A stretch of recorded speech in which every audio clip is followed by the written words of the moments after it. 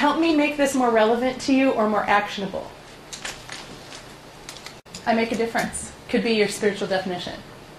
The esteem required to say, I make a difference, is incredible. And you hold yourself with a different level of care when you realize that. You give a little bit more eye contact to people when you do that. And it's not intimidating eye contact. It's contact that says, hey, I exist. I'm here. And usually, I'm here to contribute. I actually, I'm not a big fan of Glenn Beck, but I did write to him, and I did kind of want to be on the show. But what I wanted to talk about is that we don't have an obesity crisis in the U.S., and we don't have a financial crisis in the U.S. We have a self-esteem crisis in the U.S. The idea that you want to be taken care of, to me, is low self-esteem. People with high self-esteem know they can make a difference and care deeply to contribute to other people. They're looking more about what they can contribute more than what they can have. And so to me, the crisis is the self-esteem crisis. Go ahead. Spirituality, like if you, to be PC, if you don't want that higher being, can be passion. That's what, I mean, I would say spirituality is something in your life that gives you passion. Because some people would take their belief and their spirituality as passion in their life that keeps them driving every day. Could also that spirituality, when you, especially when you equate it to brand identity. When we talked about brand identity earlier, we talked about, you know, what you believe in, how you live your life, and how you treat yourself, how you treat your employees, then becomes the brand of what your clients see, right? So with spirituality, it's how you look at yourself, what you believe in, how you treat yourself, how you value yourself, and then that's how other people will relate to you then. So if you're walking around and, you know, you're saying, hey, I want people to just help me out, I want to do, you know, whatever, people might be taken aback by that. But if you come out and you say, hey, I want to help you, I believe in these types of values, I can do this, people, you genuinely are interested in another person and talk to them and value what they have to say as an equal, as a peer, they tend to relate to you a lot better, and you can be more successful in working with them. I think that's what I meant by passion. I just said it a little bit better Oh, than I thank did. you. Yeah. and I don't know if it's, I like the alignment, but the top and the bottom are very much the same, and I don't know if the other author has a corner on the market, but that sounds like purpose. You know, having defined your purpose and living in alignment with that, both personally and professionally. Well, when we go into businesses and actually look at how they're measuring what goes on, they rarely have systems that actually measure for the experience and sensory information. And they have a lot about cash flow, but they don't have anything on the other areas that are there. But yeah, I think so. So you're suggesting that if the spirituality question comes, is that it could be a purpose or meaning question. Yeah. Okay, that's it. That's great. Yeah. I mean, I just raise it because, you know, you have human beings in your business, and they're complex, and they're passionate, and you gotta, you know, it's so hard to talk about the soul in a business context, and to be respectful for all the diversity of religion. It's kind of like, you know, where do you go except for to say that that people that believe that their life matters in a bigger picture are usually create more value than people that don't. On the, I forget who mentioned it, but it's funny that spirituality is exactly opposite emotional well-being. I'm almost thinking it as spirituality being the big picture, emotional well-being being the day-to-day thing. You know, what do you do to achieve that? I'm a firm believer of karma. Good things happen to good people.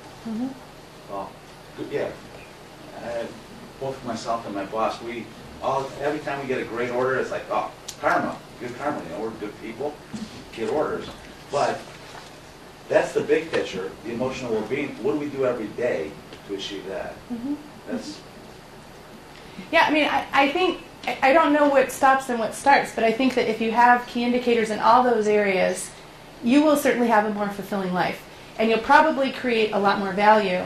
And as a result of that, you'll probably be invited to more opportunities. And then you'll get more perspective, and then you get more perspective, it just becomes this cycle of value creation. And, you know, I can't wait to talk to you 5 years from now to see what are you doing? Because the world's changing so much. It'll be fascinating. Patty, I see a question or comment on your face.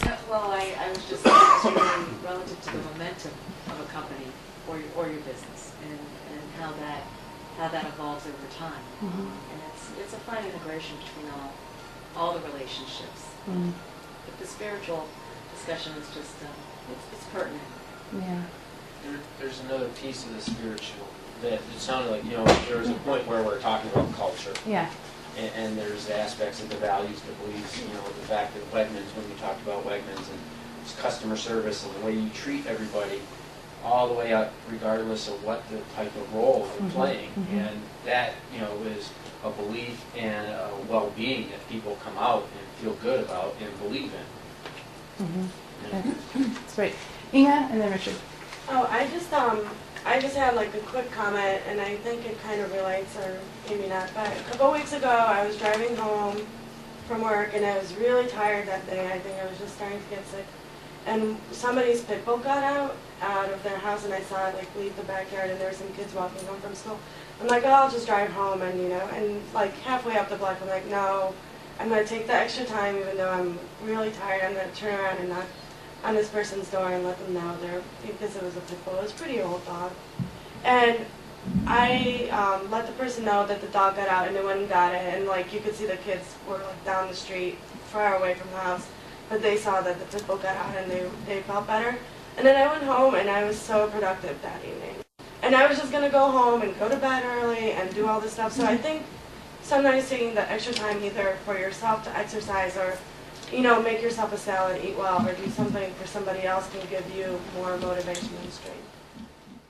You made a difference, and it increased self-esteem in you, Yeah. and you ended up having energy and desire to kick the ball in the target. Well, my interpretation, I think I go through a self-evaluation process constantly, not only personally, but for the business. And I see the spirituality point as being the vision. I started this whole thing with a concept, with a dream, and it wasn't just to make money. It was other stuff as well. It incorporated all those things. And so I think it has relativity every single day because I am constantly asking myself, is this making the dream into reality? Is this working? If my dream is to create an organization where people have input and my life is well balanced and so forth. And so we move a company, the term is from good to great or whatever. If we're living that, does all of this fit in there? And it does. It has to. It all has to fit into that dream. And you have vision. I mean, I think that when we have everything we need, sometimes we lose desire. One of my colleagues said I had the saddest holiday because I asked my son what he wanted for Christmas, and he said that he didn't really want anything. And just that the look in his son's face was the idea that there wasn't anything special. And when you're saturated with so much, it's hard to see what you want. And I think what people want is depth now. And that's what I hope you're experiencing today, is depth. People want intimacy because they can get anything else they want.